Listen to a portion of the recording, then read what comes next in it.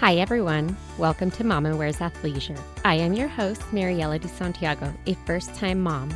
We focus on all things mom with tips to help make life easier and more organized for all you mamas out there.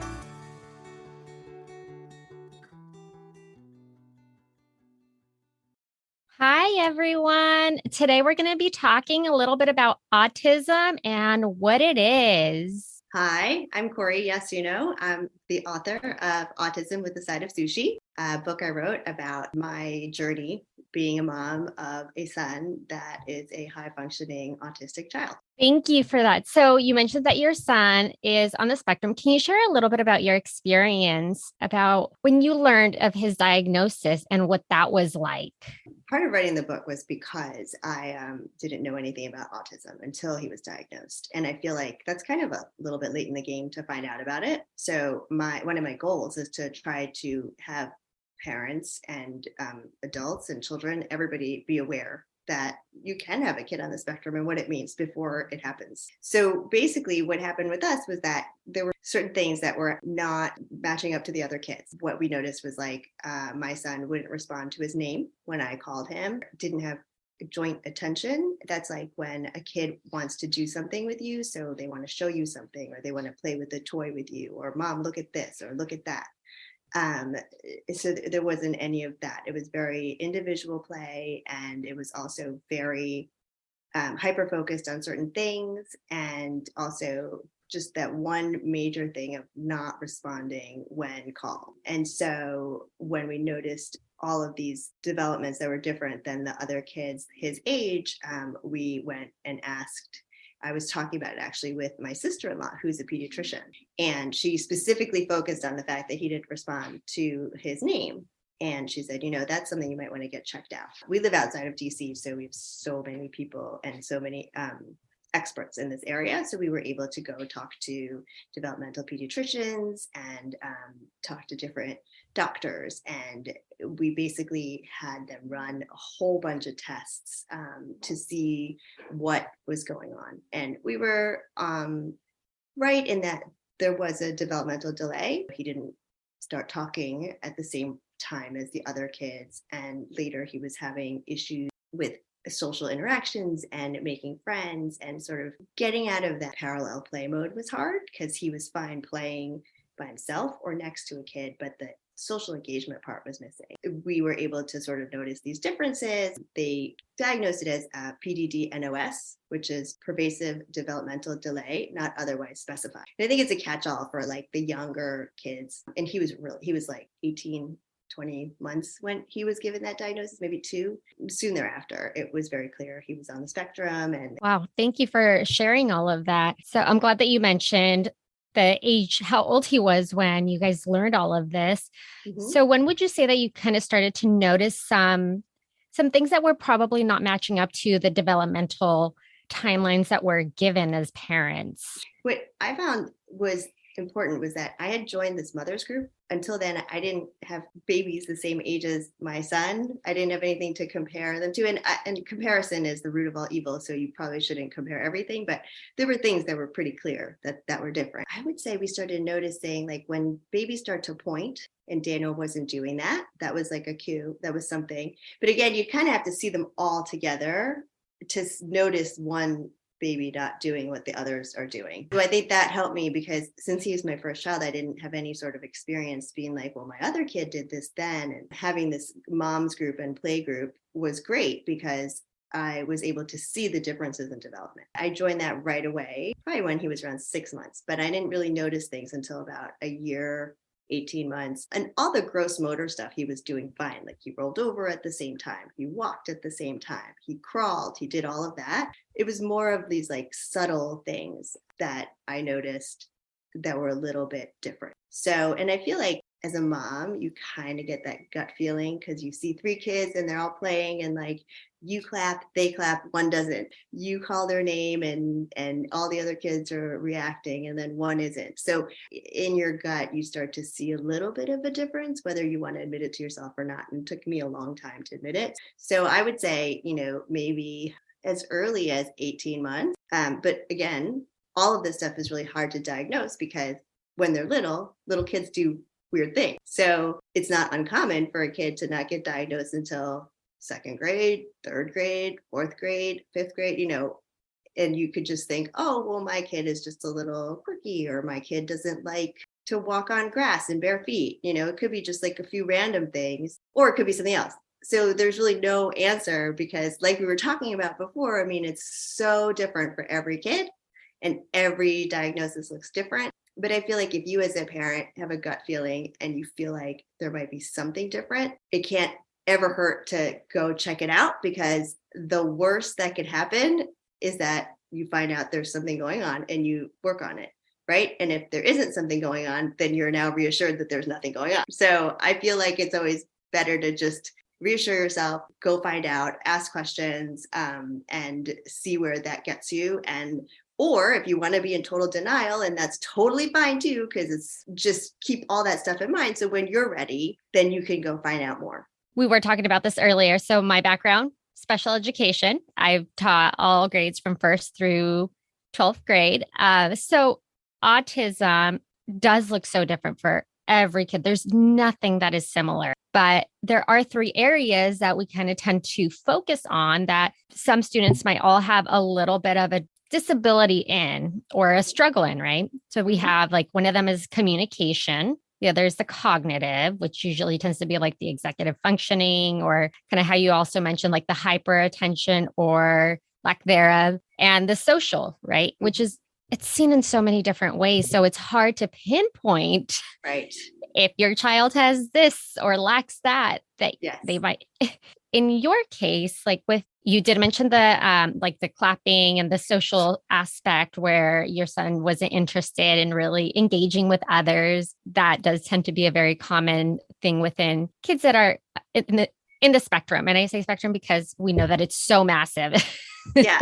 But with the communication, what were some things that you had noticed? So with communication, that was easier. So you have to get to the age of communicating, right? So that's around 2. But once you're 2 years old, you're putting 2 words together. I mean, that is an average. That is not a science, but that's sort of like a rough estimate. Our child didn't talk until he was like 3 or 4, not putting 2 words together. But also there was a significant language delay in that our son was doing this thing called echolalia.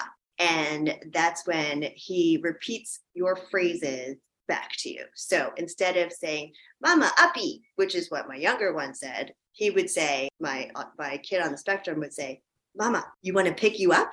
Pick you up? Right? So he's repeating what I say to him.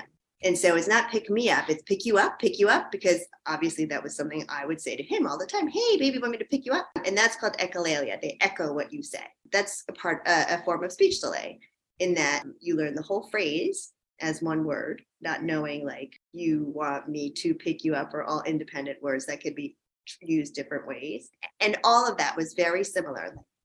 All of the echoing of what I said. Another thing that was very tricky for us to diagnose as a speech delay was his uncanny ability to memorize everything. In terms of his echolalia, like if we read him a book, he could repeat the whole book back. I thought, my kid's a freaking genius. He can read, but he wasn't reading and he wasn't using words independently. He was just basically memorizing the whole entire book as a phrase or a song or whatever it was that he was doing. And so if you broke it all down, he didn't know what each of the words meant.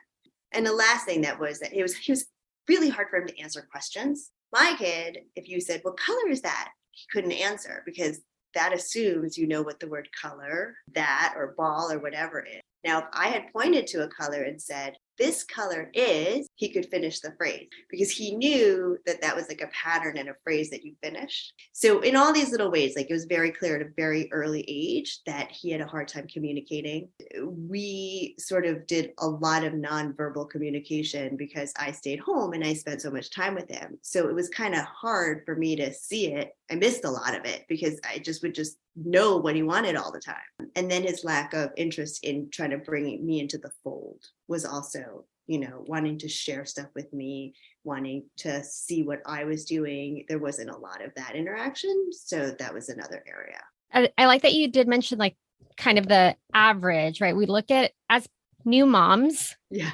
we get all of these milestones and they are helpful. They are a helpful guide, but you can't really use them too much and say, oh no, like my son didn't start crawling at 7 or 8 months or whatever it was, because it varies so much. So that is kind of the same with kids that may have or show signs that are on the spectrum, but it is still really nice to be able to have a guide to follow that you can kind of start to keep track of it if you do have some of those concerns and talk to your pediatrician about it. So you mentioned that you are in the East Coast, so you're close to DC and Maryland. Yep. You were in a pretty big area that probably had a lot of resources. I know, granted, this was many years ago, but would you be willing to kind of share some of those resources and some early childhood things that were available to you as a new parent?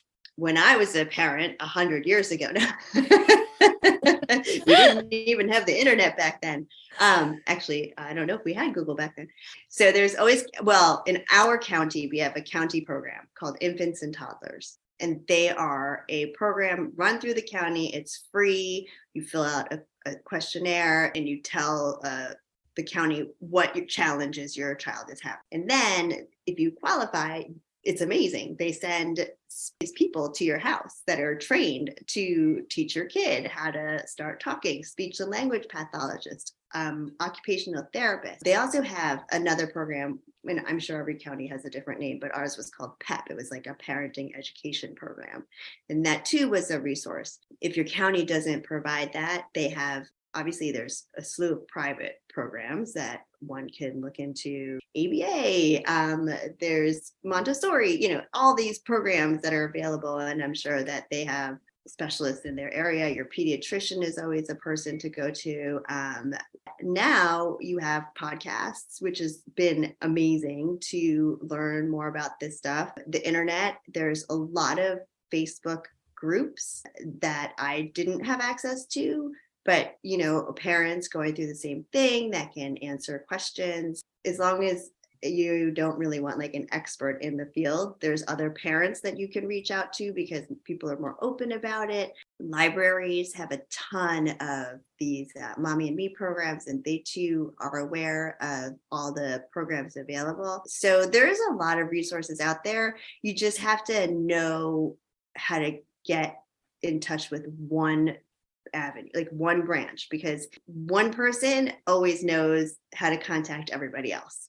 Once we had that person, we had everyone. You really just need like one person who has got their foot in the network, and then everything opens up to you. And it could be a neighbor that might just know somebody, So I would say, just if you're comfortable in talking about it, bring it up with somebody that you trust and see if they can guide you in the direction. And if it's not, it's just one phone call, right? Yeah. And there are so many resources available.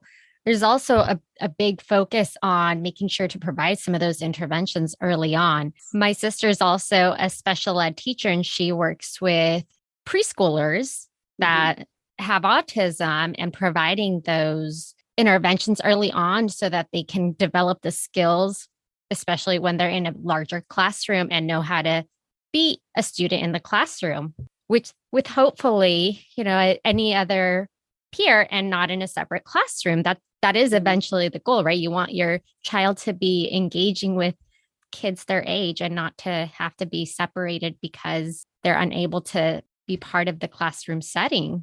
I'm glad that you just mentioned to be able to find one person that you can connect with that can open all of these doors for you. Is there anything else that you would like to share, or anything that would be helpful for somebody that's questioning whether they need to look into whether their child has some of these signs? I didn't want to admit it for so long.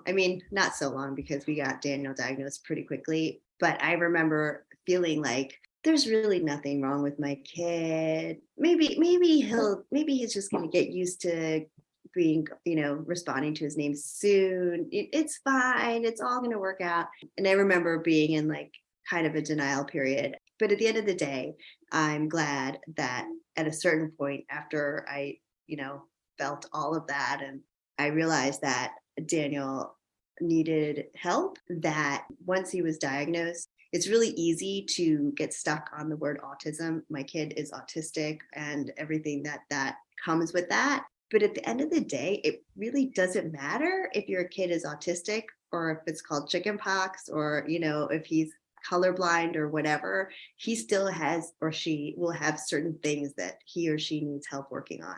What has helped me is that I try not to worry about what it's called, but what we need to work on. Currently, it's navigating the social skills and the social arena that is high school. I mean, imagine, that's like terrifying and complicated. And how do I explain these very complicated social dynamics to a kid who really likes to see things in black and white and does not see perspective? I feel like it's really daunting and it can be very scary, but just bite off what you can chew. And, I try really not to stress about like what it's called or what other people think about it or any of that. Like I try to focus on this one thing at a time. And currently it's like he is struggling with this one friend. Okay, fine. Let's just deal with that, because he would probably be struggling with a friend regardless of if he's autistic or not. And I think that's helped me, because I'm like a make a list and take action kind of person. So like I can't really dwell on all the other noise. I just have to say, what do I need to work on next? And then just like figure out who I need to talk to and what I need to do and get that taken care of. And I think that hopefully that takes a lot of the anxiety away. But again, parenting is just like, you just don't know. You don't know if you're doing it right. You don't know if you're doing it wrong. You just hope and you're doing all that you can to raise a happy and healthy child. So it's tough, but I think that with support and with friends and with podcasts and with people that are so earnest and eager and wanting to help, it can be done. Ask for help and ask for accommodations and ask for, there's so much I could talk about. I know, because then it goes into like, be an advocate and teach your child how to also advocate for themselves. There's just so much. I get it, because, that's my background is special ed. I also did want to just kind of get a quick little synopsis of your book and share like a little bit of what your book is about, because I feel like that is also sounds like it's something that would be super helpful for anyone that's interested. My book is called Autism with the Side of Sushi. And so I'm Japanese and I came to the States when I was 5 years old. And everyone was like, oh, you're Japanese? Do you eat like sushi? Ew, that's so gross. Raw fish, blah.